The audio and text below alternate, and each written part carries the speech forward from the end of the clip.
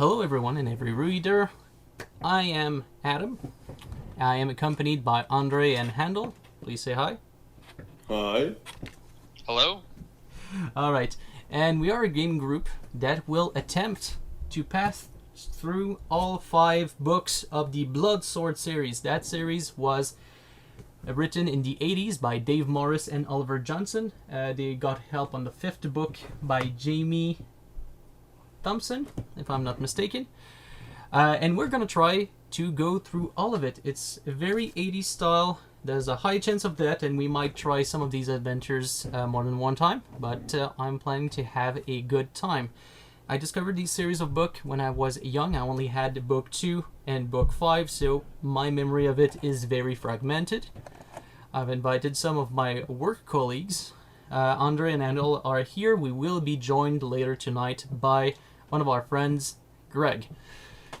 Just to present for those of you that don't know what a game book is, the simplest way I could explain it would be a lightweight version of a role-playing game. Basically, there's a book with more than 500 paragraphs, and each paragraph have to be read by a reader. In that case, it would be me. And based on the decisions the book gives us, we will go to different paragraphs. It's not to be read from beginning to end. It's to be followed according to the book's instruction. We don't have complete freedom of choice. We can only choose the choices presented in the book. But it's one of the only game books that can be played up to 4 people. Most game books are actually played alone, which makes it very interesting. And it was one of my first introductions to, well, lightweight role-playing game. So I hope you all have the exact same excitement as I have to start this. For disclosure, I will not show that video in its entirety. I will, mainly because sometimes when combat will happen, I will need some time to prepare the battle map. So at this point it might take only 5 minutes, but I will pause the recording when I start.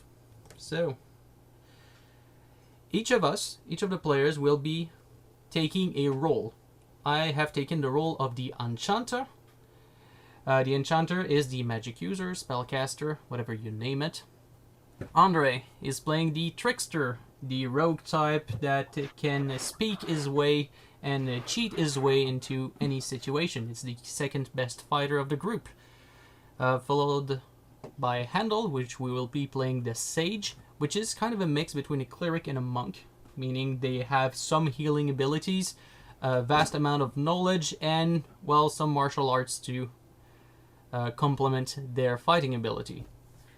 Like I said, we will be joined later by Greg, which we will be playing the Warrior, which is the armored guy that hits harder than the rest of us. We will be controlling his character until he comes to us. Alright, any questions before we start? Not really. Alright, so the map that is... Oh, sorry? I got no questions. I'm good to start when you are. Alright, we will be explaining the rules as we come across them. So, let's start with paragraph 1. For the whole day now, you have been approaching the smoke columns rising up vertically hundreds of meters from the flat plains of Krarth. As you can see, Krarth is here. The sky above is blue, cloudless, and cold. A bitter wind blows across the dry sere land of the marches and sends sluggish ripples through the puddles of mire which occupy the low ground. The monotony of the landscape is broken only by the occasional stunted willow growing by black, muddy pools and meres. Callaghan's Keep is a monolithic black citadel looming ahead of you. Hoping to reach its gates before nightfall, you curse the throng of peasants and merchants milling towards it. You jostle through them towards the citadel. This morning, just an imperceptible speck across the bleak wastes, but now a monstrous edifice that seems to fill the horizon. You know you have only until tomorrow to find a sponsor among the Magi of Krarth. For tomorrow, battle will be unleashed in the pits beneath the citadel. By the way, I did mention the Magi of Krarth. If you have any questions on your sheets, there's supposed to be a glossary, because yes, the author has provided a glossary which I copied over. But just to give a summary, the Magi are a series of about 30 or so spellcaster of incredible power that serves as Krarth nobility. Alright. Alright, for tomorrow's battle will be unleashed in the pits beneath the citadel. Fame and fortune will go to the adventurers and their sponsor who return from the labyrinthine Battlepits with the Emblem of Victory. If you find no magus who is prepared to sponsor you this time, you will have to wait another long year for the next contest. A year through which the marsh waters will rise, drowning the land and the causeways leading to the citadel, rendering Caligan's keep impregnable. No one enters or leaves in that time except the Magi on their flying carpets, and only in mid-year can the citizens emerge to sow their field with corn and root vegetable before the harsh winter months begin again. At last, you manage to break through the gabbling crowds of the baggage train and ride under the grey blocks of the massive gate, its portcullis open like the maw of a hungry god. The dour streets are festooned with the flags of the Magi, the 1 week of the year when this grim place is ablaze with color, you reflect Riley, and street criers calls out the glories of their lords. In the central square you see a booth where the Magi's stewards are registering the combatants whom the master have employed for tomorrow's contest. Each hero or group of heroes must take the sponsor's pennant. It's a kind of banner, if I'm not mistaken, a pennant. With them into the battle pits. As you scan the racks outside the booth, you see that only 3 pennants remain. 3 stewards stand by the pennants. 3 Magi seek champions. The stewards grin sourly as they see you eyeing the pennants. Over the years, they must have engaged dozens of brave adventurers on their respective masters' behalf. And how many of those adventurers went into the battle pits never to emerge? You scowl back at them grimly, but they only smile broader. They know you must choose one of the pennants. As you debate the choice, an old merchant wrapped in greasy furs, and obviously the worse for drink, sees you contemplating the booth. So if you ignore the drunken merchant and go over to the booth, go to 452. If you talk to the merchant, turn to 69. If there's a trickster in your group and he or she wishes to act, turn to 58. If a sage wishes to try something, turn to 18. And if an enchanter wishes to try something, turn to 398. So, we are given 5 choices. We could ignore the merchants and just go for the Magi stewards. We could talk to the merchant. We could have the trickster try something. We could have the sage try something. Or we could have the enchanter try something. By my experience in my childhood doing the 2nd or 5th book, I found out that the role-based choices, like if that role wants to act, are usually the best one in the... I try something! You want to try something, so the sage, right? Yes. Alright, you wish to try something, so paragraph 18. Let's go with it. Alright. You have spent years studying 100 tomes and crumbling parchments full of ancient knowledge. Surely somewhere you must have read something concerning the Magi of Krarth. You clear your mind of all distractions, and gradually the din of the crowds fade away. You see countless old documents with your inner eye, and mentally sift them until you have found what you seek. So there are 3 pennants. The olive green pennant represents Magus Caligan, which is the overlord of the citadel. A man of notorious cruelty, he has already won so many concessions this year from his fellow Magi that he stands to gain very little from winning the contest. Magus Balhazar, whose pennant is a brilliant scarlet, is in quite the opposite position. He desperately needs to win the contest, or he will have to cede much of his land, including thousands of acres of valuable pine forest, to his rivals. Magus Vile is perhaps rather appropriately represented by a pennant of somber black and purple. He is widely reputed to be one of the undead, a vampire who shuns the daylight and stalks the night in search of blood. Now with that knowledge, we go back to paragraph 1, and we can make another choice. So, if the enchanter wants to try something, if the trickster wants to try something, if we want to talk to the merchant, or if we just want to ignore it and go to the penance.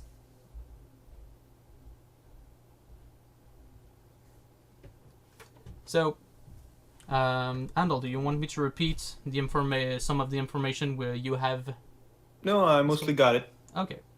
So we have. I'm just waiting for any other people action. Okay. Well, I could attempt something, if you don't mind. Yeah. So 398.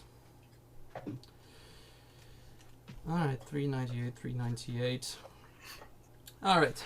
You consider your various spells. Two non-combat spells might be of use to you now, but which? Make your choice.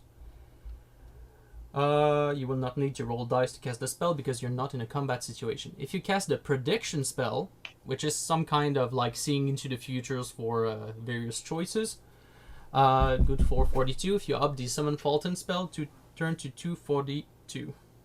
Alright, just a moment guys, I will pause the recording and I'll answer at the door.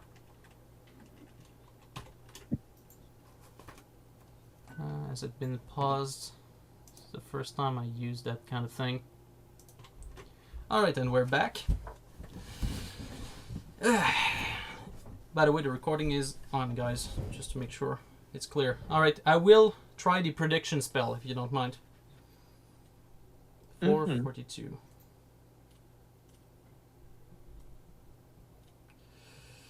Alright, you used your magic power to peer into the future, or rather, one of the many possible futures that await you depending on your decisions and action. For an instant, you see yourself holding aloft the Emblem of Victory, cheered by the crowds as you emerge triumphant from the Battlepits. But no, you're looking too far forward into the future to a fate that depends upon countless variables. You attune your perception, concentrating on the next few hours. You glimpse a pallid man in black and purple standing over you with blood on his lips. The scene flickers and you glimpse another possible future. You now see yourself at a masquerade, searching for someone among the disguised guests. You approach a figure in a domino cape, and he removes his mask and claps you on the shoulder. You strive to see another version of events, but you cannot maintain the spell any longer. Drained by your massive effort, you cannot attempt another spell immediately. Return to 1 and make another choice. Okay, domino cape, I'll have to remember that. And yeah, the black and purple guy is clearly the Magi, which is the undead. So clearly not wanting to choose that one. Yes. However, I did not inform you about that. Sorry? When somebody tries something, is everybody aware of what they're doing and what is the result of their action? Technically, if we were together on the same room, one of the rules of the book saying if one role wants to try something, you hand over the book to the other guy and he reads them, and there are some parts of the text which are secret and only kept by the person who reads it. But since we're playing online, I'm kind of going over this and assuming we are a group that shares the information. Okay, because I don't share it directly. Okay. All right. If that's how you want to play it. Yes. All right. Well, we're back at paragraph 1. Andre, do you want to try something as the trickster, or do we just talk to the merchant or ignore them altogether? Yeah, I would like to try something as well. All right. Trickster, paragraph 58. If I remember well, it might lead to our first dice roll of the game. So, under the merchant's beer-stained fur jacket, you noticed a bulging money pouch. Being a trickster, your thoughts naturally turn to theft. If you try to rob the merchant, roll 2 dice. Oh yeah, we're trying to rob that merchant. Alright, if you try to rob the merchant, please go on the dice roll icon, which is on your left, and roll 2 dice 6. And we'll compare it to your awareness. So, how much is your awareness? I think it's about 7, something like that. My awareness is 8. Your awareness is 8, so since it's under your awareness, it succeeds. That's great. Everything alright, Handel? Yeah, I just choked on something. Alright, turn to 121 if it goes under or equal your awareness. So 121. You saunter casually past the merchant and, reaching deftly inside his jacket, remove his doubtless ill-gotten gains. He is so drunk that he does not notice a thing. Inspecting your haul, you find that you now have the grand sum of 50 gold piece, so you can edit your character sheet and change the amount of gold you have in your money pouch. I think you start with about 10. Now you will have 60. Alright, I've updated my character sheet with the gold that I stole. Alright. Now paragraph 344. That's the first one that doesn't go back directly to the start. Oh, you saunter over to the booth. The steward sitting on the bench in front of you view your approach with contempt. Come to try your luck, have you? One of them says archly. You detach your money pouch from your belt and heft it in your hand. The chink of gold changes the attitude of the stewards dramatically. They now look at you with undisguised interest. Your gaze wander over the 3 pennants as if you were uncertain which of them represented the best proposition. Allow me to advise you, declares one of the stewards, jumping to his feet. Or me, says another, tripping him so he blunders past you, falling into the gutter. This fellow is somewhat bigger than the other 2 stewards, who allow him to approach you without any further argument. Such advice will be well worth the 5 gold piece I'm prepared to pay, I hope, you say. Probably its values lie not far off the 10 gold pieces I'm prepared to accept for it, he replies. If you agree to pay him 10 gold pieces, cross them off your character sheet and turn to 292.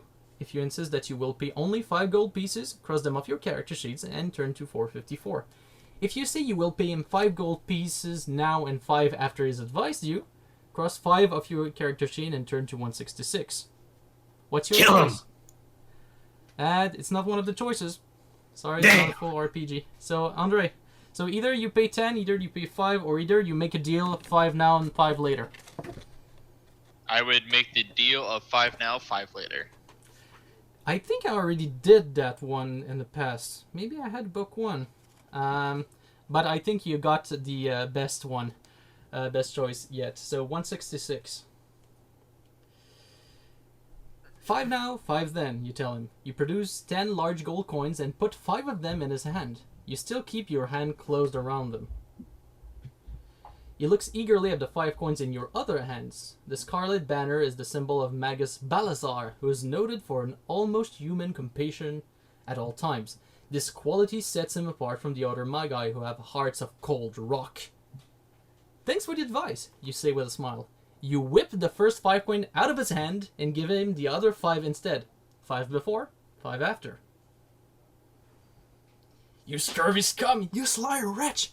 You pistol out gangrenous venom, he screams. Well, I lied, see. The scarlet banner's the worst one to take, in fact. Flushed with anger, he slows back to where the other 2 stewards sit chortling gleefully. Turn to 332.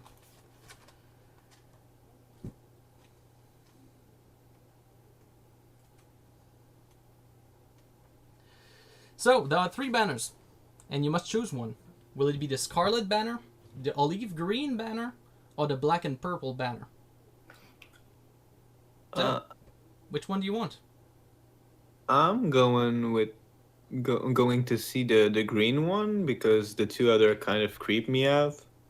Well, isn't the scarlet one the one with the one with the more humane and compassionate one? Didn't he lie though? I don't know. And just a reminder, Handel, if you don't... Oh, yeah, he didn't say it. If you remember what you saw in your memory, the olive green is the one about the High Lord of the place, which is reputed to be cruel. Oh, okay. I thought it was red, the cruel one. The green one was not the cruel one. Well, if you don't mind, I will just go back and check the information. You're making me doubt. Okay, Sage, page 8, paragraph 18. Oh yeah, now Magus Balhazar, which is Scarlet, is the one that desperately needs to win and has everything to win from. The olive green is Magus Caligan, which is the master of the keep, Callaghan's Okay. keep. And Okay, yeah. this is the man of notorious cruelty. Yeah, I'm going with the red one. Sorry. All The right, scarlet one. Andre, do you believe the guy that says he lied when he said the Scarlet one is the best, or do you think it's only because he wanted to insult you? I think it was more to insult. All right, well, I do agree to go for the Scarlet one as well. So we go to paragraph 28. All right. You snatch up the red pennant and hold it aloft. Two of the stewards look at each other, barely concealing their frustration, and stomp off to the booth. The third rushes up at you excitedly. "You've chosen the pennant of the esteemed and generous magus Balhazar," he cries. Just at the moment, a tall man dressed in his scarlet robes sweeps majestically across the square towards you. The steward bows abjectly to him. Turn to 397. 397. "I am Balhazar," says the man in red, stroking his mustache. "I will be pleased to engage you to represent me in tomorrow's contest. First, however, I must test your worthiness. Regardless of your strength and courage, you will require great cunning if you are to win for me tomorrow, and several promising candidates have already been rejected because they lacked the necessary intelligence. Therefore, come to my mansion tonight. When you arrive there, you will know the nature of the test." Good. Turn to 64. So 64. So yeah, I have to go back and forth a lot of paragraphs. 64. You arrive at Balhazar Mansion as the temple gongs of the citadel sounds out the hour of midnight. A long avenue flanked by cedar trees and decorated with gaily covered lanterns and embroidered banners on pole stretches to the white marble portico of the main entrance. Guards patrol up and down the avenue, but they seem to ignore most of the guests. However, they stare long and hard at you and are just about to step up and challenge you when Balhazar Usher rushes from the doorway of the house to greet you. He gestures you towards the doorway, behind which you can see a party in full swing. All the revelers wear masks, concealing their identities. They are entertained by jugglers and musicians. The ushers offer you a tray with drinks and sweetmeats laid out on it. "My master will speak to you of employment," he says. "That is," he gestures at the dozens of revelers, "if you have the ability to find him." You stare in bewilderment at the masked partygoers. How are you to locate your prospective employers among them? If there's a trickster who wishes to bribe the usher, turn to 53. If there's a sage who intends of using ESP, turn to 309. If the enchanter who thinks it's worth summoning the Fulton, turns to 232. If you just want to use your powers of deduction to work out which of the reveler is Balhazar, turn to 458. I'm going to go with ESP. ESP? Alright, I just want to share with you the information which I've gained for seeing the future. I have been seeing... Can see the future? Well, yes, that's one of my powers. I can see multiple possible futures. And one of my visions made me find a person with a domino cloak. The domino pattern cloak. And he apparently clapped me on the shoulder, seeming satisfied. So that might be one thing. But if you want to use ESP, at this point, I don't mind. You know what? Why not? Let's go. Alright. Anyway, he's a powerful lord. I'm pretty sure trying to bribe the usher even with our pitiful gold will not work. Alright, so 309 for the ESP. 309.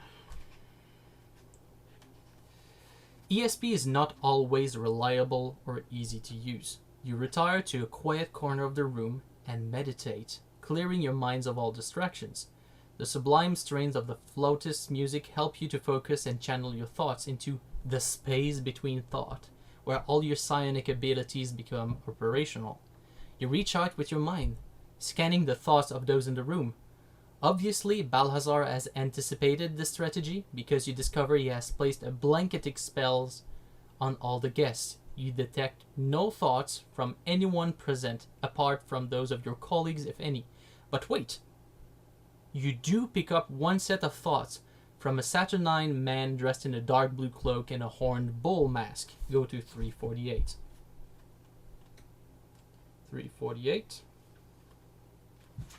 ESP indicates thought only from one of the revelers. If you approach this man and declare him to be Balhazar, turn to 382. If you attack the man, turn to 29. If you don't trust ESP and would rather rely on your ingenuity, turn to 458.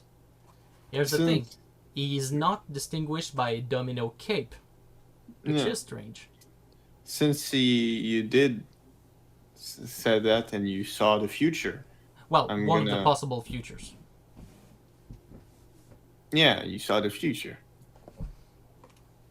So I'm going to follow what my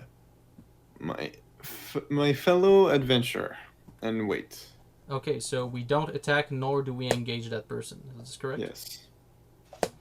All right. What's your opinion, Trickster?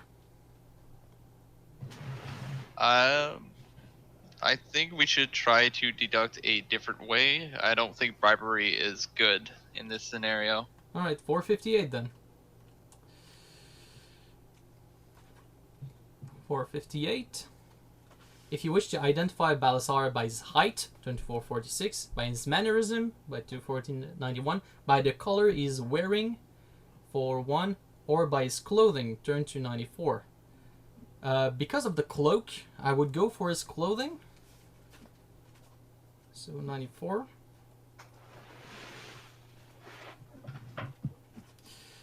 There's a profusion of different costumes all around you. A man in a sequin mask capers around the room and gestures motley. A blonde wigged man dressed like a Mercanian reaver enters from the garden with a slim young lady on his arm. You notice two men standing beside a fountain in earnest conversation. One is dressed like a torturer, the other like a perfumed dandy. On a chaise longue, you notice a fellow in a domino cape romancing a girl in black velvet.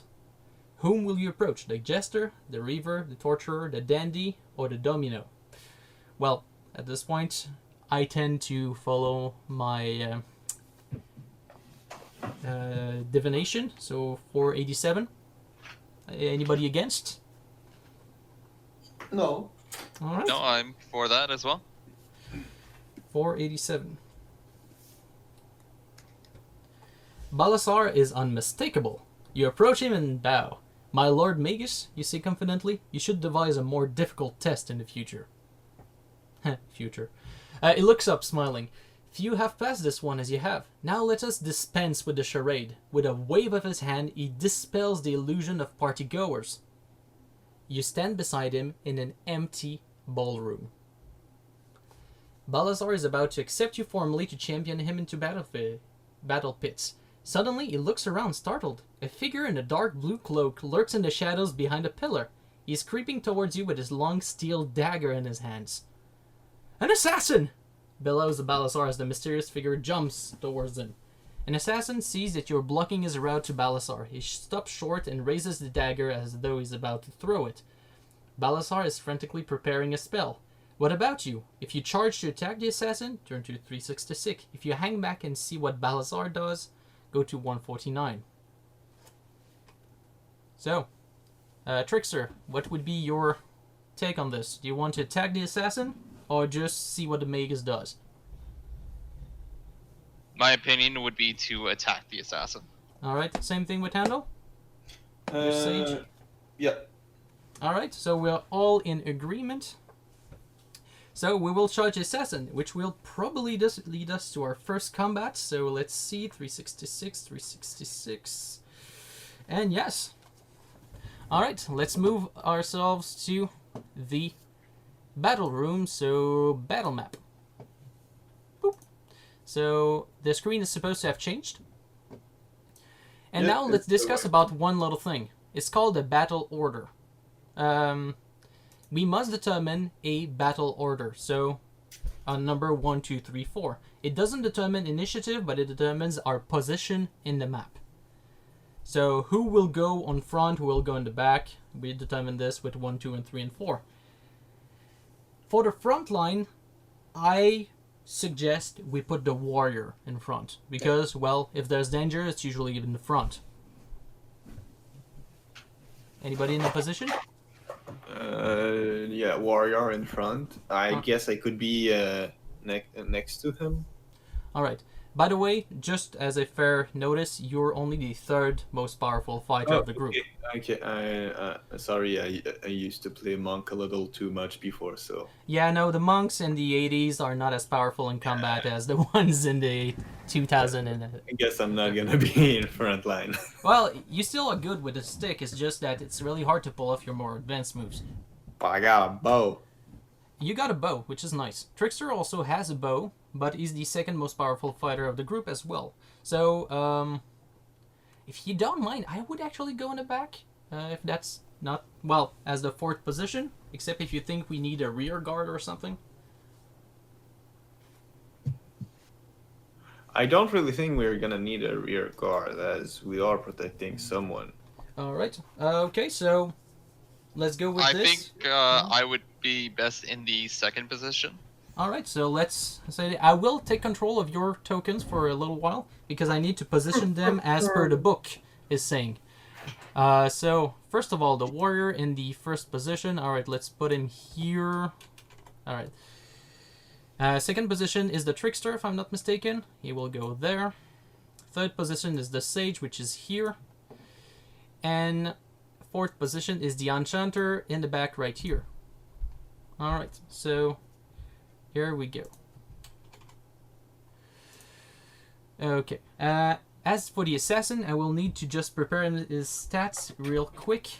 I will pause the recording while I'm doing stuff because it's kind of boring for YouTube members to see that. It will take about 5 minutes, so if you need a bathroom break, now's the time. Yeah, I will be back in a minute or two. Alright. And we're back. Now with the fight prepared, it was not a long one to prepare because there was no walls or obstacles or anything like that. But the assassin hisses a curse. He cannot hurl his poison knife now that you are attacking him. So we're very close to the assassin, as you can see. I already told that to Handel, but I will tell to you if you actually click on the assassin handout on the mace tab. So Yeah, you can see the stats. I came and heard that part. okay, great. But one thing which is not shown in those stats, which I just entered very quickly, is that the assassin's dagger is poison. If he manages to wound a character, that character will die at once. Nothing can prevent this.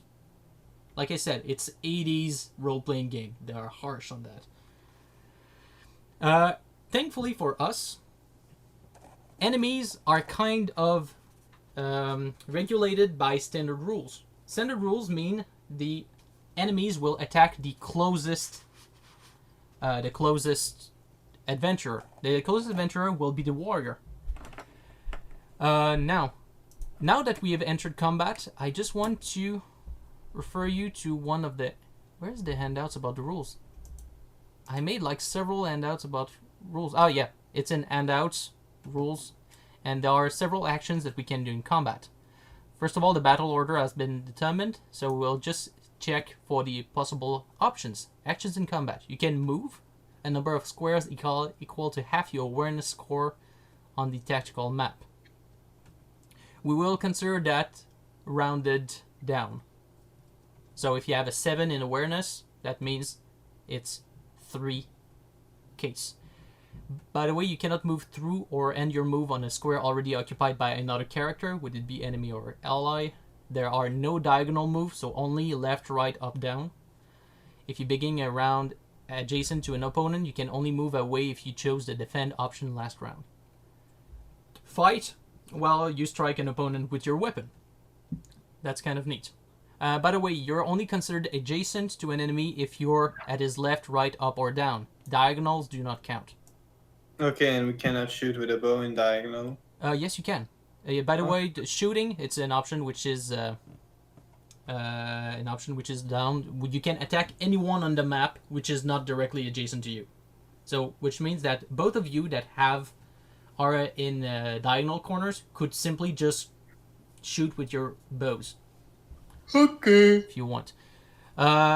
For the warrior, I will choose probably, when his turn comes, the defend option because it makes him harder to touch, harder to hit, which is kind of nice if we don't want him to die one hit. Because poison dagger and all that. Oh, dang. There's also the flee option, although in this case, there's no flee section of the map. It can only be done when there's a flee section to the map. So at this point, we cannot flee from this fight. And calling a spell to mind, casting a spell is only my shtick. Alright, now let's determine initiative. So initiative is won, first of all, by the trickster, which will now be in the initiative marker. The second best awareness will be a spot between the assassin and the sage, because both of them have awareness of 7, if I'm not mistaken. Correct? Yep. Alright, and how much do I have in terms of awareness? I only have 6, so I'm far after. What's the warrior's awareness? 6 as well? Okay, so we got the sage, we got the trickster, and we got the assassin. All of them will do their things at the same time. And when I say at the same time, I mean at the same time, which means you make your decision for an action and we resolve them all at the same time. Then we have the warrior and the enchanter that will do their thing. Alright, so let's start with the trickster. What do you do? I will shoot an arrow at the assassin. Alright, so we'll first ask you to remove one arrow from your, not the scabbard, from your quiver. And then roll me 2 dice. And hope to hit. You must go a 7, which is equal to your fighting prowess, isn't it? It is, Yes, right? it is. Okay, good. Which means you can do 1d6 damage. Reroll 1d6. So 3 damage. 3 damage that will go directly into the assassin's life point, well, endurance, reducing him to 12. Alright, now the sage, trickster, and assassin will all go at the same time. The assassin will, of course, choose to attack the warrior. What will the sage and what will the sage do? I will also shoot at him. I will try to aim at his knee. Alright, while you roll your 2d6, I will roll 2d6 for the assassin. And you miss, I think. Yeah, definitely. And the other guy misses as well, if I'm not mistaken. What's his stats? I will just bring him back his stats. And his fighting prowess is 7, which means he also missed. Great, we did not lose the warrior this turn. As for the warrior, as I said, the warrior will use defensive maneuver in order to be harder to hit for next turns. In order to protect the mage, Balhazar, as well as much as possible. As for me, I will attempt to cast a spell. The only spell I have memorized, which is Whitefire, which means I must succeed on 2d6 plus 1 to go under my 7 of spiritual ability. Alright, so I'll just put the turn order here. By the way, is everybody able to see the turn order as I present it, or is just me that sees it? I can see the turn order. You can? Okay. And no, I did not manage to cast the spell, so I tried to concentrate, and it fails. Next turn, it will be 2d6. Instead of plus 1, it will be just plus 0. It's beginning easier and easier the more turn I do this. But this time I failed, and it's now the trickster's turn once again. So I would like to move a square over and attack with my sword. Unfortunately, moving is an action, which means that if you move, you cannot attack this turn. I would still like to move then. Alright. Do you move only there, or do you go around, or whatever? Is there like a backstabbing bonus? Nope. As Then long just as you're over to the adjacent. side is fine. Alright. Now the Sage and Assassin will work at the same time. Now that there are 2 people adjacent to the Assassin, we have to roll randomly to figure out who the Assassin will attack. By the way, since it's the first combat we do, Andre, if you want to change the action of your Trickster, I could allow it. If you don't want to become a target of the Assassin. I will stand firm with my decision. Alright. I will just check the rules real quick, making sure that it's exactly what enemies should do. So, enemies. Equidistant from the opponent. Roll dice to D which it goes for. Okay, yep. Okay, so let's say even or odds. I will roll a dice 6, and do you get attacked on even or on odds? I'll take odds. Alright. And that's even. Great. Alright, so the Assassin will now roll 3 dice 6 in order to try and hit the warrior. And he succeeds! What? Dang.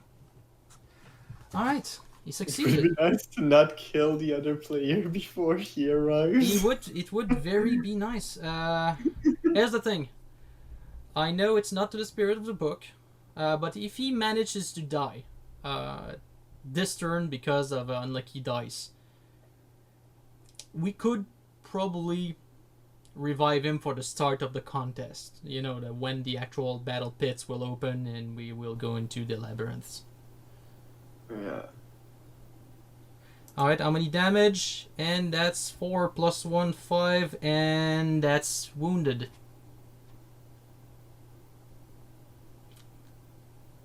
Are you telling me he's dead? I'm telling you he's dead. Oh my god! Holy- He only has an armor which protects him from 3 damage, so the damage roll of 4 plus 1 makes 5 wounds. So 2 wounds on the warrior, and because of the poison, he's dead. Rip. Jesus Christ! Yeah, this book doesn't F around, and I'm saying F because YouTube.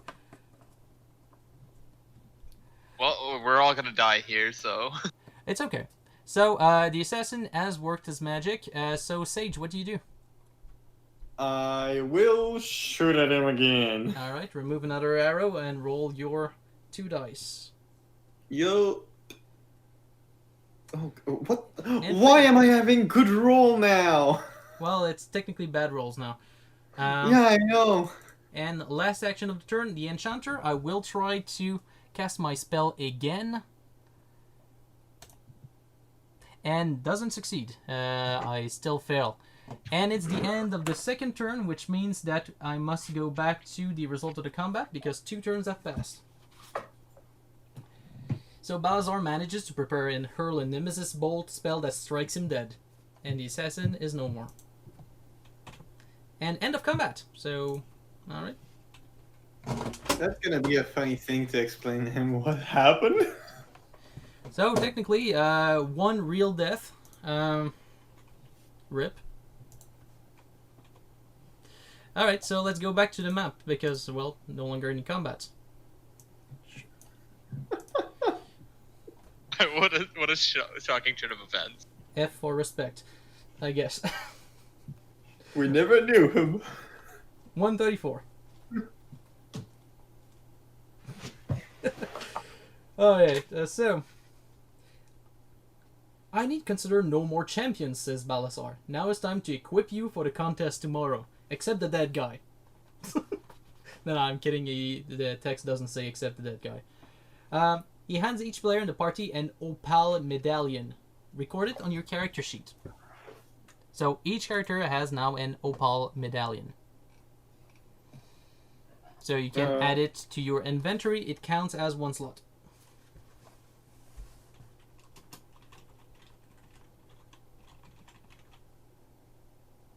And saved.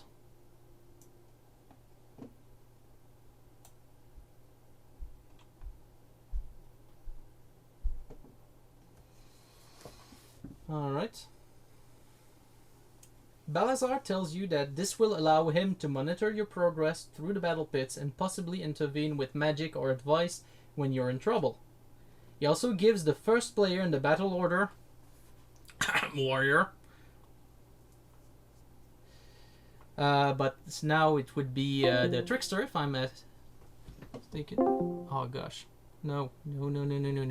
No. Are you still here? Anyone? Gosh dang it. And internet error, so...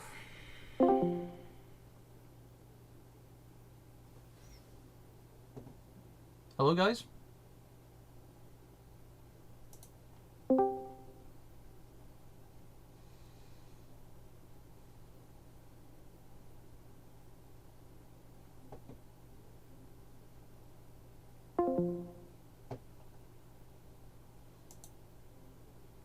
Come on.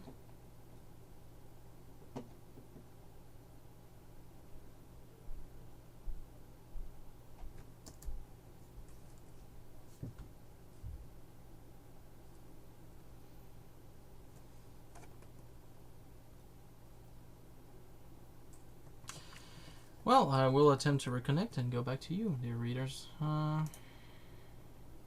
Okay. Mute yourself by accident? Okay, so no, I did not mute myself. I actually got a Wi-Fi issue in which my whole conversation disconnected. So now is the time I connect back. Do you hear me? Yes, we can. Great. That's great. So, did you put on your character sheet in Opal Medallion, or is that something that... Did it. Opal Medallion has been added. Alright, I'll just see if that registered on my character sheet before my Wi-Fi disconnected. And yes, it did. Great. I don't know why that keeps happening. So let's restart the recording. Yeah. Actually, I never stopped the recording. Okay, so it's gonna be an awkward moment.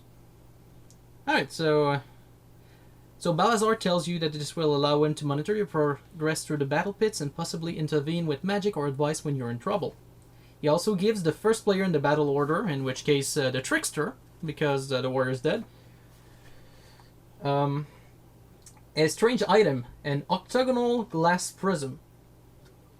He's not sure what it does, but thinks you will find a use for it. Then, a servant shows you to bedchambers where you may get some rest. You're up before the dawn, practicing your combat techniques and preparing your mind for the ordeal to come. Balhazar and his guards take you out. The streets are full of the bleary-eyed... Sorry? Am I supposed to be adding that item to my inventory? Yep, another inventory slot has been taken for the octagonal glass prism. That is for only the trickster, or? Yeah, he's the only one that gets it.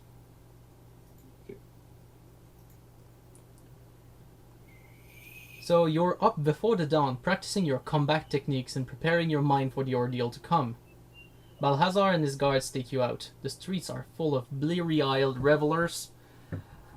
Many of them have been up all night, jostling one another for a better view. You see the curtain litter of Magus Vile, who obviously does not enjoy the dawn, accompanied by the 3 dark-robed assassins who will champion him.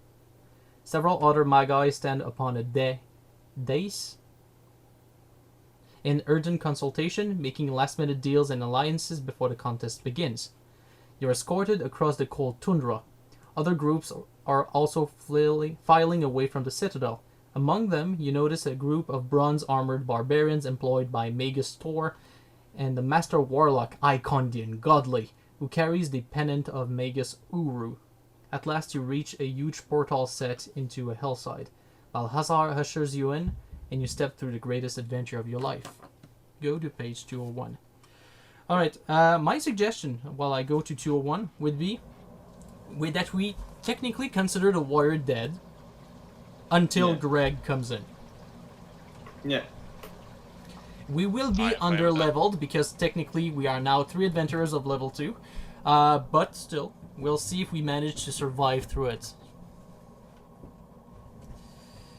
I mean, in a best case scenario, we die, Greg comes back, and we restart. Well, technically, the best scenario, yes, comes in with everyone having fun, thus Greg coming back with us and we start again. The second best scenario is that we still manage to win even with the 3 people and we manage to gain more XP for the next book. But then again, I'm going ahead of myself. Let's continue the adventure. With Balhazar's standard, you advance into the first chamber of the underworld. Torches flicker in brackets around the grime-encrusted walls. At the center of the room, a vast marble table has been laid with a luscious array of sweet meats and succulent viands. Seriously, they actually say viande, like meat. Yeah. Balhazar watches you proceed through the heavy door as his servants swing it shut. Succeed in your quest to find the Emblem of Victory, and I will reward you lavishly, he says. But fail, and his last words are drowned out by the deep clang as the door swings shut. If there's a sage in your part... Sorry? What did he say? But fail, and we miss everything else because this door swings shut and we're now imprisoned into the Battlepits.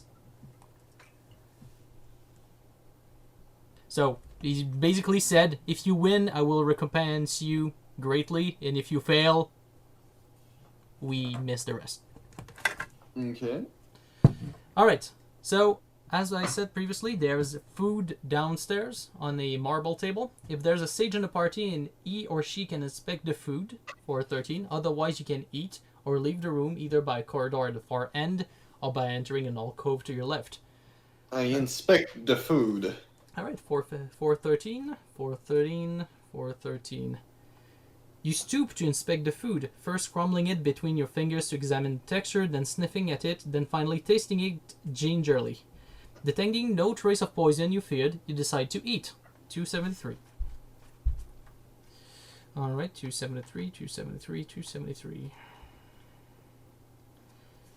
Balhazar has provided excellent fare for you to begin your journey. Any wounded character who eats his fill restores 1 endurance point.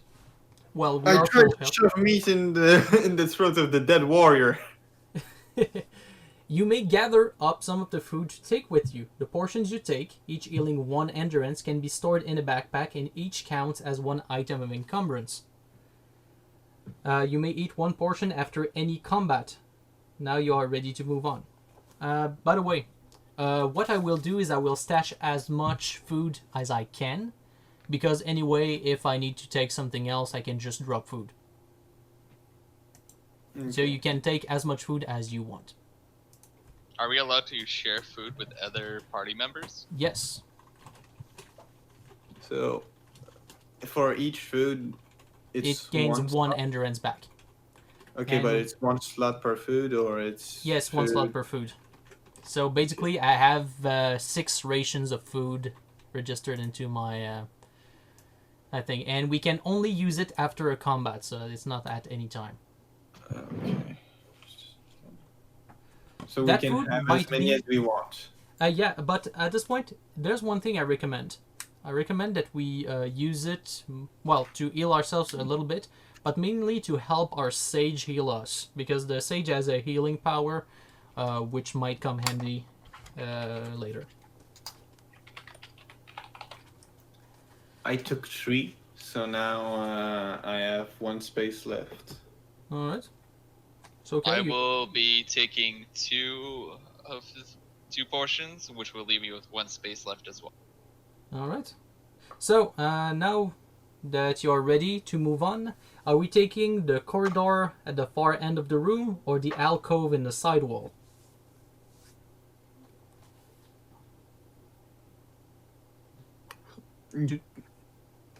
Basically, we Corridor? don't have any clues about which way to go, so we basically just decide a direction and we go.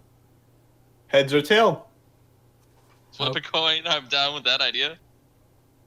You're down with that idea? Alright. So, if you want, I can toss the coin. I have 1 right in front of me. Oh, heads or tails, basically, we could simply do a, Yeah, 1 out of 2. well, yeah, actually a 1 die 6. So, even and odds, basically. So, what? Alcove, even, far of the room, odds? I agree with that. Yeah. Okay. And that's odds. So, far end of the room. Alright. So, 326.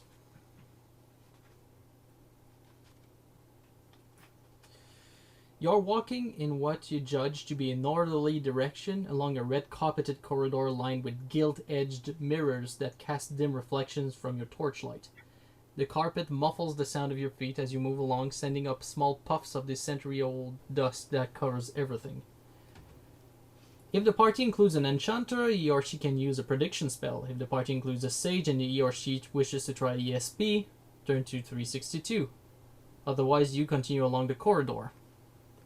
So we might not have the option to do both of them. So do we use my prediction ability or the mind sensing ability of the sage?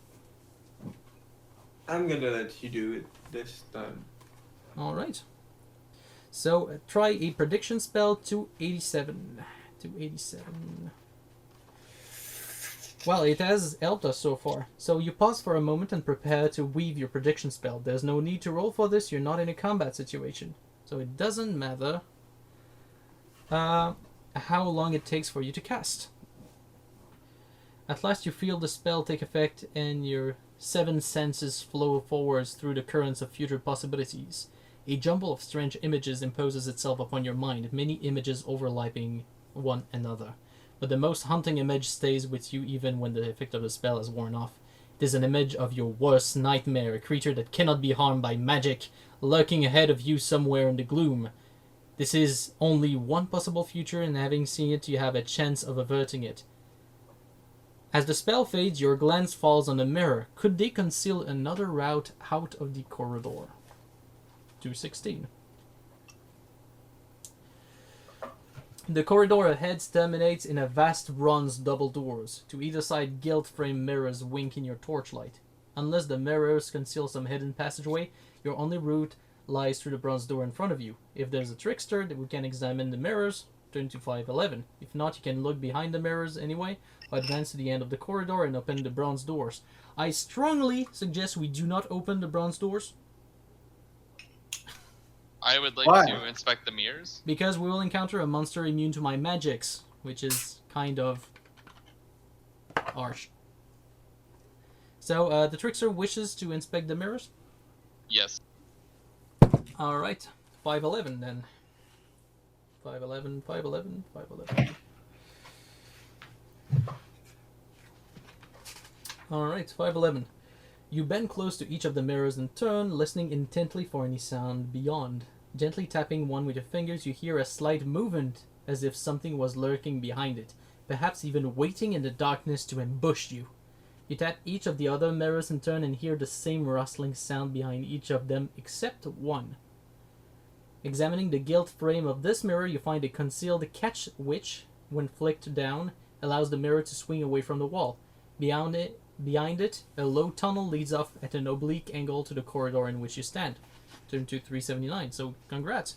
You found the only mirror that did not have a monster on it. Nice. 379. You scramble along a low tunnel that leads off to the red carpeted corridor. The tunnel seems very old, as if hewn from a bedrock of the keep many hundreds of years before. After a while it enlarges in a little, but you still have to crouch slightly as you advance up a twisting flight of rock-cut steps and then begin to descend a long pebble-strewn ramp. At last you reach the end. A grill is set into the floor. Looking down, you see a corridor of grey marble which ends in a bronze-bound door. The grill you're looking through is set in the ceiling of that corridor. There's the sound of a key being turned. Then the bronze door swings open. 4 burly barbarians stride forwards, slamming the door behind them. Apparently not noticing the grill in the ceiling, they stop directly beneath you and consult a scrap of parchment. "What's this say, Eric?" mutters one. "Well, I'm not sure, Snorri," says the fellow with the parchment, scratching fleas out of his ear. "I can't read, can I?" "By munning hugging," bellows the red-bearded ox of a man. "Have you no learning, Eric?" He snatches the parchment and peers at it. "Well, it says... I reckon it says one of the passages up ahead is a dead end, but what do you want to listen to a bit of parchment for? The only way to find it for sure is to see for ourselves. They're about to move on. If you dislodge the grating and jump down to attack them, turn to 6. If you stay where you are and watch what they do next, turn to 151. Yeah, we kind of have our warrior down, and this is like 4 barbarians. I'm not sure of our chances. Okay, yeah, that makes sense. I think waiting is the best option to see what is going on. Alright, let's see. 141, 141, 141. The barbarians swagger off down the corridor, discussing all the ale they'll be able to buy with their loot once they have won the contest. You smile wryly, reflecting that this is a clear case of counting one's chicken before they hatch. If you have a sage in the party, this might be a good time for him or her to try an ESP scan of the vicinity. If you want to do this, the sage chooses to turn either to 297 or 448, as this represents the uncertainty factor involved in using ESP. If there's 448. Okay. Just gonna state the other choices, but you seem very sure of your choice. If there's no sage in the party, you can dislodge the grill and drop down to follow the barbarian, or wait where you are watching through the grill. So at this point, is there any other choice on the next page? Nope. So you want 448? Yep. Alright, let's see if you're getting something. If you're lucky. The ESP works. And the next thing that I'm going to say is for your ears only, even though Andre will still listen to it. Your senses effortlessly escape their usual confining bonds and spread in front of you, sniffing out the thought patterns of others. Although it is difficult to pick them up, you eventually register the limited thoughts of the barbarians as they progress down the corridor. There's a brief surge of mental energy as they appear to reach a branch in the corridor and have to decide what to do next. They then divide into 2 groups. The right-hand group of thoughts seems to be approaching another set of thought processes somewhat more powerful than their own. The barbarians are apparently not aware that this other group lies in front of them. So if you remain where you are, turn to 73. If you lower yourself to the grill and follow the barbarians, turn to 447. By the way, so just to recap, the barbarians that will be going right will encounter a more powerful thought form. The one at the left have not encountered anything yet. I would say we should try to follow the people at the left, because they're gonna get fucked on the other side. Alright, so we drop down the grill and try to follow the barbarians? Yeah, the one on the left. Alright, let's go with your choice.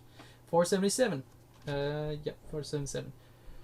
You pull the grill free easily and drop quietly to the passage floor. You creep along the way the barbarians went, though they're now not in sight. You come to a point where the corridor splits in 2. You can go left down a black marble passage, or right down a white marble passage. So let's go left. Let's go left. So 389. You make your way along the black corridor. Eventually, you come to a door in the left wall. If you go in, turn to 211. If you go on the corridor, go to 249. So do we try the door? I think we should try the door. Alright. I was going to say let our trickster decide, but yeah, he apparently decided. So, if you go in, 211. 211. The door swings open. You come face to face with 2 of the barbarians. One of them is about to lift a fire-blackened skull as you enter. They whirl, hefting their axes for battle. And there's another fight. So I will be preparing this battle map since, well, it's going to be a little more complicated since there are walls this time. I will not stop the recording this time because I just want to show people how to use the polygon line tool in order to trace the lines themselves. Oh yeah, I must tell you, since I need to wake up early for my shift, I'm gonna need to leave like around 10. At around 10? Okay, we have about half an hour left. Sorry. It's okay.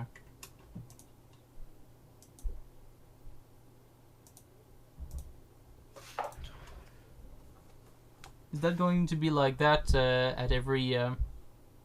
Every Sunday, yeah. Okay. Well, we'll be more prepared next Yeah. time. And by the way, just to let you know,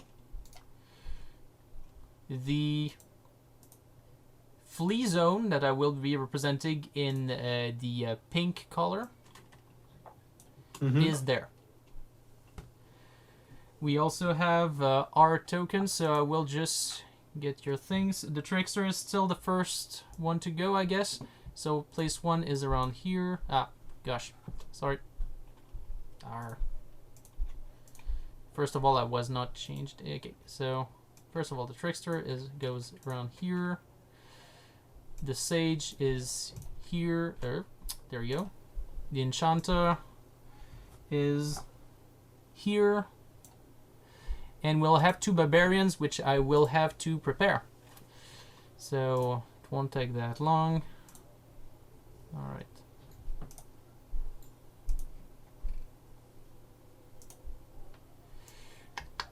There we go. Edit that. It's now called, it will now be called Barbarian. It will be represented by the letter B. B, B, B, B, B, B, B. There we go. Their fighting prowess is 8.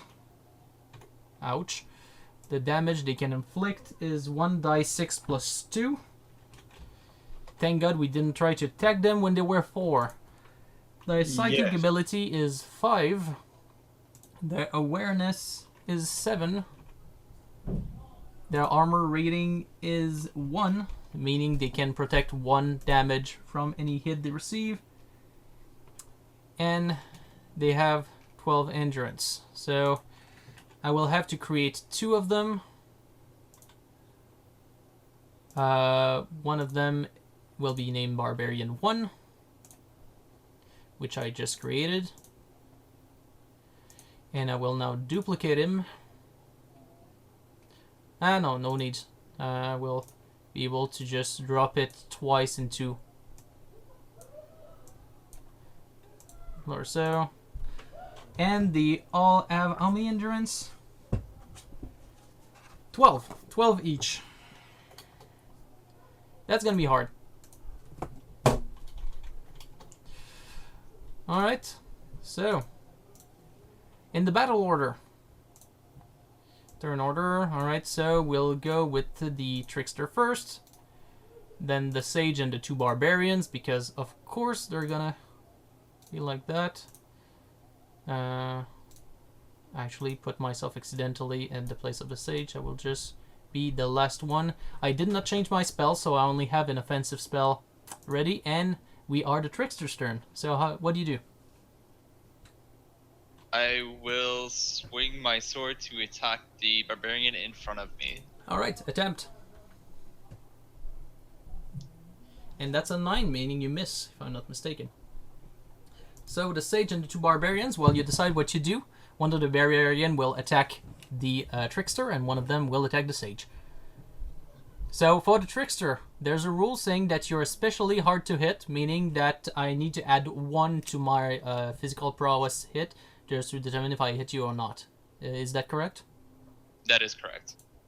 Alright, the first one manages to do 8 with the +1, meaning he hits. The second one, attacking the sage, does not hit. So I will be rolling the dice. Oh yeah, I forgot to also attack, right? Yeah, well, you can if that's the option you want. So, yeah. And 1d6 plus 2 directed at the trickster. So it will be 5 damage. You reduce it by your armor, which I think provides you with 2 of damage reduction. So basically 3 damage. Okay. So I will just update your bar, health bar. By the way, if you want to update your health bar, you can just click on your token and change the number on the left section, the red section. Okay, I will do that from now on. Alright, so that's the enchanter's, well, sage, you... I will hit him with my stick. So no special moves, just the standard one? Regular stick. Okay. And 7, which is exactly what you need to hit. So that's 1d6 damage, if I'm not mistaken. Yep. Alright. Second. Let's hope you don't get... Okay, so 4. Meaning that with their armor reduction of 1, they will get 3 damage. So he is at 9 hit points. Alright. Enchanta. Well, I will try to injure the barbarian, which is already injured, with my spell. So 2 dice plus 1. Wish me luck. And yes, if the critical hits could exist, that would be it. So I cast White Fire, removing it from my mind and into the battlefield. And that removes 2 dice 6 plus 2. Minus 2 because... Well, minus 1 because the armor. So 2 dice 6 plus 1. And that makes 6 damage on the already injured barbarian. Removing his hit points. He has 3 left. Alright. Going back into the initiative, we go to the Trickster. What is your... I will swing my sword again at the barbarian in front of me. Try to hit this time. Alright, and that's a 7, which is enough to hit. So 1 dice 6 damage again. Minus 1 because it's a barbarian. So 1 damage to the barbarian in front of you. And that's it. Alright, now the sage and barbarians will each do a thing. How about we make it a little easier, meaning that the characters will act before the monsters or something like that? Because if you both... No, actually, let's do that as the book says. So, what does the sage do? Hit him again with my stick, but this time. Alright. 3 dice. While you do that, I will try to hit the thief with the axe. I fail miserably. Yeah, you attempted the special maneuver, didn't you? Yes. Alright. When the barbarian tries to hit 2 dice 6 plus 1, and apparently he still barely hits the unfortunate trickster, which manages to get 3 damage, and that's counting armor. The second barbarian will try to hit the sage, missing, because apparently the sage is lucky. And that will be their turn. And you already removed your damage, alright. Huh. How many hit points did you have, Trickster?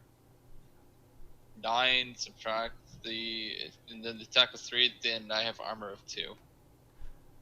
Yeah, but the damage of the barbarian are 1 dice 6 plus 2, meaning that they actually made 3 damage when counting damage reduction. Okay, just if you specify, just specify the full count. Okay, full Just count, so it for was 5. Okay, just so I know for next time. You're badly hurt. Fortunately for you, if we manage to come alive from this, we will have the sage that can heal you to a good amount if we manage to be lucky. Again. Alright, so as the enchanter, I will attempt... Oh, yeah. I will take my action to put the spell White Fire to my mind once again. Because that's one thing with the enchanter, I can't hold on to a spell when I have cast it. So here's my turn. So Trickster, back to you. Well, just in the same boat, I will keep attacking the barbarian in front of me. So roll your 2 dice 6 and you hit. Once again. How many damage? That is a 5. Minus 1, so 4. Which reduces this barbarian to 7 hit points. Alright, turn of the sage and the barbarians. How about hit him I'm gonna bunk him with the stick. Alright, let's see if the trickster gets hit by one barbarian while you do that. And now it misses! Yay. You miss with your stick as well. Always. So the second barbarian, which attacks you as the sage, misses as well. So there's a round of misses all around. As for the enchanter, I will attempt now. There are 2 barbarians, one at 7 hit points, one at 3. I will attempt my white fire at the one with 7 hit points because I do a lot of damage if I succeed. And I don't succeed, so that's back to the trickster. Alright, same boat. Still trying to kill the barbarian in front of me. Alright, roll. Hit. So damage. So 4 minus 1, 3 damage is down to 4. Alright, again, Sage and Barbarians. First Barbarian attacking the Trickster. Misses. Second Barbarian attacking the Sage. Hits. Oh. So this time damage for the Sage, and you miss with your attack. Alright, and that's a 4 damage minus 2, so you only are inflicted 2 damage. Please update that with your token. Yep.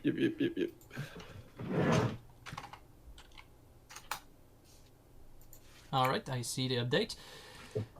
Alright, now that is the Enchanter's turn. I will attempt to cast my spell a second time on the Barbarian, which is with the Trickster, because I want to save the Trickster's life. The Sage can take a couple hits. Yup. And again, I barely miss my spell. Only one less would have been nice. So I will have to attempt again later. Trickster, back to you. Same story. Still trying to kill this barbarian. Alright. That's a miss. Barely. Oh, darn it. Alright, so Sage and Barbarians. Again, one Barbarian against the Trickster. And I go ahead. And he misses. And I bunk him in the head. Yay. Let's see if he can attack you back at the same time. And he hits as well. So let's roll our damages. So Fuck. you do 2. And he does 7. So 2 minus 1. He has 2 hit points left. And 7 minus 2, you have 5 hit points less. So I think you're more injured than the... Yep. I'm at 3 now. Ouch. That's so bad. Alright, Enchanter, now I will direct my magic towards the Barbarian, which threatens the Sage's life. Yeah, I believe you can understand. Now it's 2 dice minus 1. Let's hope I hit. Minus 1. Still not enough. God dang it. Alright, Trickster, your turn. Alright, let's try to finish off this barbarian. I really wish we would have the warrior with us right now. Alright, so you hit. And that's for 4 damage. And does that kill him? Oh, he has 1 hit point left. Because of the armor 1 he had. So, Sage and Barbarians. I will roll the Barbarian. I go again with the hit on the head. The Trickster gets hit. And I hit it. 5 damage on the Trickster. And you hit the Sage. Let's see if you kill him. You probably will. Please do. Yes, you do. You kill your own.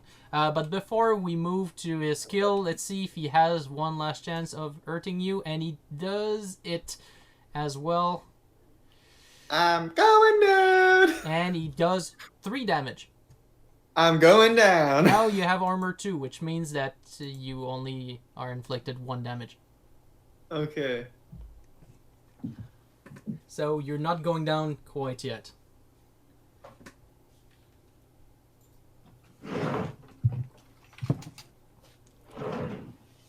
But let's say that your healing ability will be very important.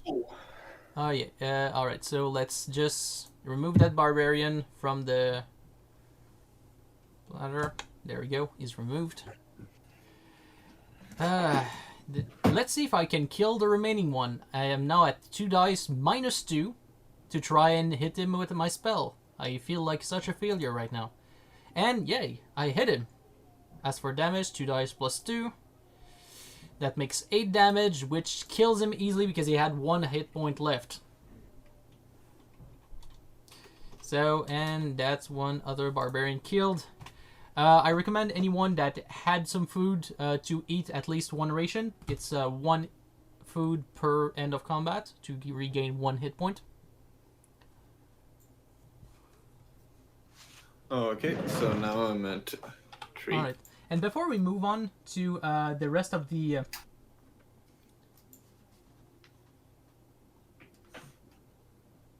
Oh gosh, how many rounds did we have? How many rounds did we pass? I don't know. I believe it was 5. Yeah, I think we are either on the end of the... yeah. So, yeah, just mark that's that. Yeah, 5th. There's one thing I did not read correctly. There's 2 other barbarians that come in at the beginning of the 5th turn. Oh, Jesus Christ. Yeah. Well, let's go. So, let's see. So I'm back at 2. Alright, so yeah, you're back at 2, apparently. And the 2 barbarians are blocking the only exits we have, because of course they are. Could I just retcon one little thing? What? Because at this point, both of you have managed to kill the barbarian on your end. But here's the thing, there was that barbarian at 1 hit point that I killed with a spell. But if a barbarian had popped in that turn, I probably would have diverted my attention to the barbarian that is near me, just to make sure instead. So instead I will roll the damage against one of the barbarian on the rear. Alright, so those 2 barbarians actually have respectively 10 and 8 hit points. Just to let you know. Okay. And I will try to kill the one with, let's say, the 10 hit points. No, I cannot kill him one. I'll try to kill the one with the 8 hit points. And I already rolled for damage. I will not re-roll again. I did manage to do 8 damage. But it was not enough since they have armor 2. So it has 2 hit points left. 2 endurance left. Alright, so... Alright, Alright. So now it's Trickster's turn. You already have one barbarian. So, yeah, I'm going to try to kill this barbarian and hopefully stay alive. Yeah, good luck. And you missed. God damn it. Alright, it's the barbarian's turn. This barbarian will go here, and this barbarian will go here. Because they moved at their turn. Sage, what do you do? Just a second. Oh yeah, there's a barbarian that tried to kill the trickster, and he misses. That's great. I'm about to bonk him on the head. So the one that's in front of you. Dice. Fuck. Yeah, no, that's clearly a miss. Alright, that's my turn. Instead of memorizing another spell, I will attempt to fight with my sword because I have a sword. I'm just really sucky at it. Let's hope I'm lucky. I will try to finish off the barbarian, which I already injured. And surprise, I miss. Because my physical fighting prowess is 6, so 7 doesn't cut it. So, okay, yeah, we're maybe screwed. Alright, so I need to get this barbarian killed. Hopefully luck is on our side. Yeah, right. So, by the way, Greg just tells us that he's currently stumped on his paper for his master's degree, so I'm telling you it's okay, we're getting slaughtered anyway.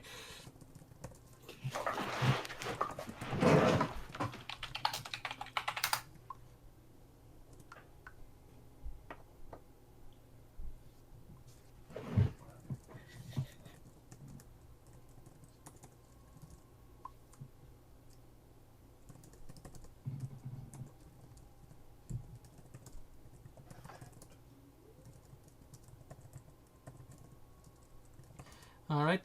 Sorry, so the trickster misses. Of course, he does. Let's see barbarians. Really badly. Let's say the barbarian. So, one barbarian near the trickster tries to hit you, misses. Another barbarian tries to hit me, the enchanter, and hits, of course. And the other one tries to hit the sage and Hit him back. hits. Oh Alright. no! All So right. I can hit him back though, or is it I did my turn? Well, yeah, you can do your turn as well. Okay. And I hit him. All right. Let's hope you manage to take him with him. I will do the damage on me. So 1 die plus 2. So I get only 1 damage. I am lucky. As for you, you do 3 damage. Me, I'm minus dead. 1, and you manage to kill him. Let's see if he manages to kill you at the same time. Pretty sure he did. And he does 2 damage plus 2, which makes 4, minus 2, which makes 2. And you have 2 did. points, so you dead. So a double kill here. Alright. We're screwed. So bad. Alright, that's my turn. I will attempt to swing my pathetic sword at the barbarian in front of me. And I miss. Surprise. Trickster's turn. And the swing is a mess. Okay, let's go.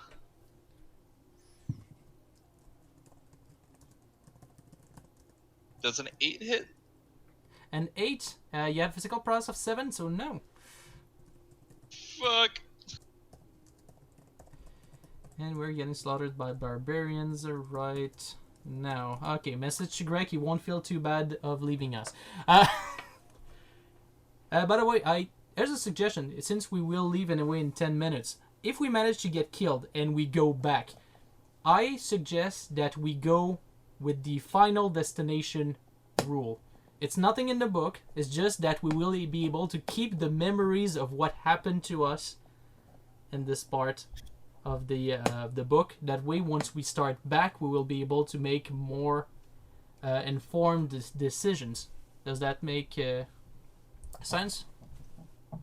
This is the best outcome that could ever happen, to be honest. That way, we could still choose Balhazar, but we could attack the assassin first before we we even encounter him, and we could not take the door to our left next turn. Those kind of things.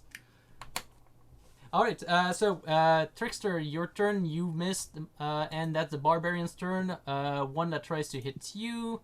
That hits, of course he does. It does 1 damage plus 2, so 3. So 3 damage minus 2 because of your armor. Yep. Down to 2 health. 1 2 manages endurance. to miss me, so that's great. That is my turn. I again try to swing my sword at the guy, and I miss barely. And that's the Trickster's turn. I should probably just memorize spells instead of trying to swing a sword. God damn. And you missed. Alright. So bad. Alright, so Barbarian turn again.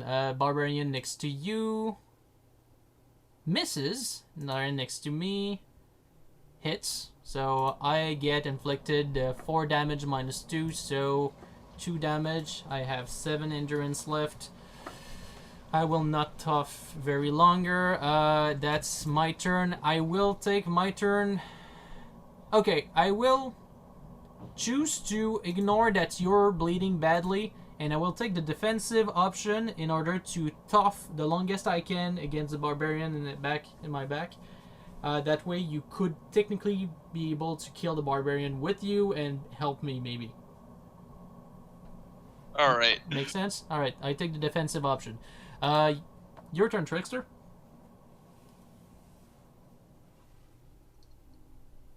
God damn it, I missed. And you missed, yes. Barbarian's turn. One of them will attempt to hit you, and he manages to. One of them will attempt to hit me, and he misses. The boons of the defensive option, and you get inflicted 5 damage, minus 2. I think you're dead. I am dead. Let's just assume that I will not tough against barbarians and consider this a TPK. Oh, wow. You should really like upload that one. Oh yes, I will. I totally will. I need to reproduce that kind of experience to the viewing audience of YouTube, because yes, the 80s are hard.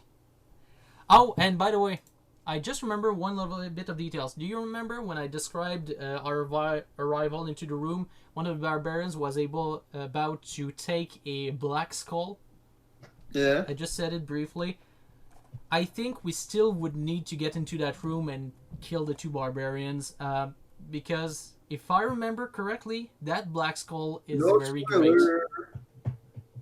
No spoiler. Okay. But yeah, I probably played that thing 7 years ago, so I might be mistaken. We could also avoid the door and avoid the fight. That's also an option. But then again, monster. But then, you're talking about the monster near the bronze doors? Yeah. Okay, well, I'm still not in favor of that, because even though my magic only happens about 1 round out of the 3, I still would like it to work. Well. Alright, well, that's tonight. We'll try to reattempt this book next Sunday. Alright. Sounds good. I will just put a summary on Roll20 about that situation. Well, thank you for participating. As for the dear audience of YouTube, I wish you a wonderful night.